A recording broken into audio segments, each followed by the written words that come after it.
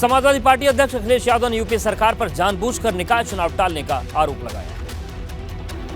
अखिलेश यादव सोमवार से मैनपुरी के दौरे पर है, जहां उन्होंने भोगांव में एक जनसभा को संबोधित करते हुए यूपी सरकार पर निकाय चुनाव को जानबूझकर टालने का आरोप लगाया। ऐसा मैनपुरी का परिणाम आया है कि निकाय चुनाव सरकार फेस नहीं करना चाहती है।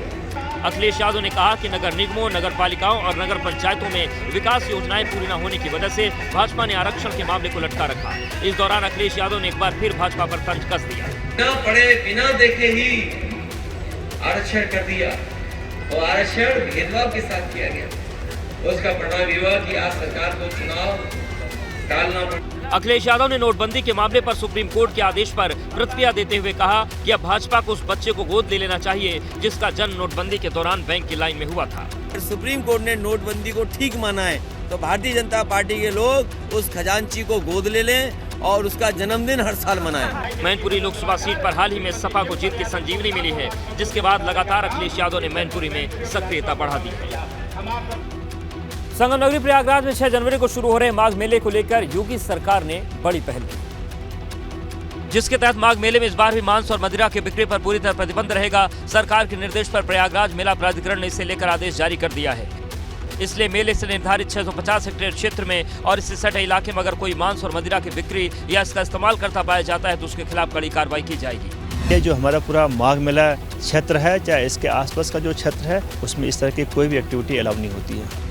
माघ मेला 6 जनवरी से शुरू होकर 18 फरवरी को संपन्न होगा। इन तारीखों के बीच पौष पूर्णिमा, मकर संक्रांति, मौनी अमावस्या, बसंत पंचमी, माघी पूर्णिमा और महाशिवरात्रि जैसे प्रमुख त्योहार आने वाले हैं। इन मुख्य स्नान पर्वों पर देश विदेश के लाखों श्रद्धालु संगम में आस्था की डुबकी लगाएंगे। ये अत्यंत स्वागत योग्य है और हमेशा सराहनीय है और ये हमारे सभी के लिए बहुत ही श्रेष्ठ और सुंदर यह विषय है कि ऐसा कार्य उन्होंने किया है।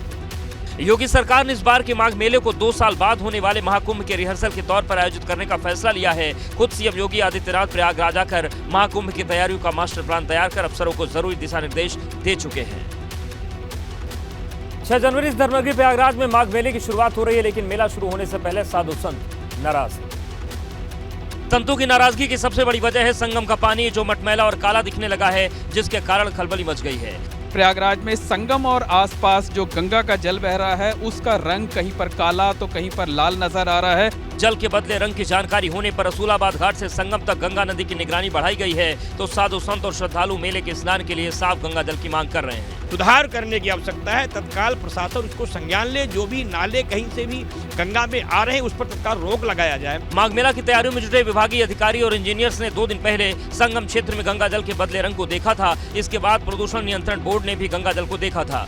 गंगा जल के प्रदूषित होने के बाद प्रदूषण नियंत्रण बोर्ड ने भी निगरानी बढ़ा दी है। मेला अधिकारी अरविंद सिंह चौहान ने गंगा जल साफ न होने की शिकायत मिलने पर गंगा जल के नमूने टेस्ट के लिए भेजे हैं। ये मेरे संज्ञान में आया है तो मैंने इसकी एक प्रदूषण नियंत्रण बोर्ड से एक रिपोर्ट भी मंगाई है। जो भी इसके पैरामीटर्स हैं, सारे पैरामीटर्स को जो जल है वो मीट कर रहा है और हमारा प्रयास ये रहेगा कि जल में किसी तरह की अशुद्धि न हो। और चलिए बात बस्ती की करते हैं। बस्ती में एक और शौचालय कांड सामने आ गया है। 4 सीटों वाले टॉयलेट का मामला ठंडा नहीं हुआ था कि दोबारा 2 सीटों वाली तस्वीर सामने आ गई। बहादुरपुर ग्राम पंचायत के नौली में अब एक साथ 2 सीटों वाले शौचालय की तस्वीर सामने आई है, जिसका वीडियो सोशल मीडिया पर वायरल है। इस वीडियो के वायरल होने के बाद जब पंचायती राज विभाग की कार्यशैली पर सवाल खड़े हुए तो अधिकारियों के कान भी खड़े हो गए। इस मामले पर विभाग की ओर से संज्ञान लिया गया, जिसके बाद शौचालय को दुरुस्त करने का काम भी शुरू हो चुका है। ये कोई पहला मामला नहीं है जब इस तरह की तस्वीर सामने आई है। 3 दिन पहले ही 31 दिसंबर को बस्ती जनपद के रुधौली में सामुदायिक शौचालय का वीडियो सामने आया था, जिसमें 1-2 नहीं बल्कि 4 टॉयलेट सीट लगाए गए थे।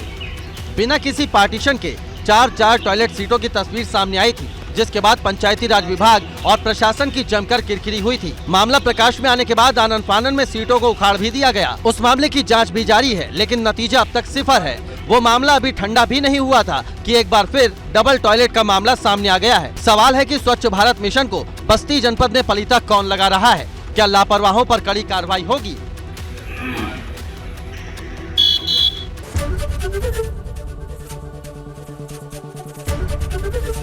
एबीपी गंगा, खबर आपकी, जुबान आपकी।